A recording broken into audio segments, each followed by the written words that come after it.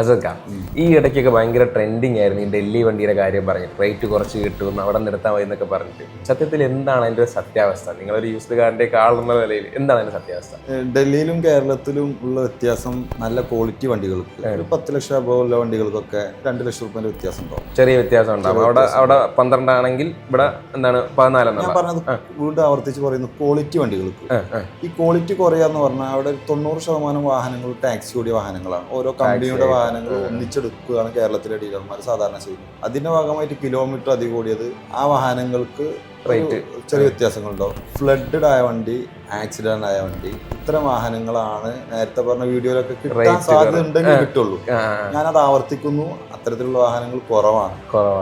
ആക്സിഡന്റും അതേപോലെ ഫ്ലഡഡ് ആയ വാഹനങ്ങൾ കേരളത്തിലും അതേ റേറ്റിൽ കിട്ടാണ്ട് വലിയ വ്യത്യാസം സെയിം ഇത് ഇവിടെയും കിട്ടാണ്ട്. ഇടിച്ച വണ്ടി 6 ലക്ഷം രൂപക്ക് ഫോർച്യൂണർ ഉണ്ട്, ആർക്കെങ്കിലും ബന്ധപ്പെടാം, അതെ അതെ അതെ എടുത്തു പോവാം, അത്രേ ഉള്ളൂ. പക്ഷെ നമ്മൾ ആ വാഹനം അത്തരത്തിലുള്ള വാഹനങ്ങളൊന്നും ഫോക്കസ് മോട്ടോഴ്സ് ചെയ്യുന്നില്ല. Okay okay.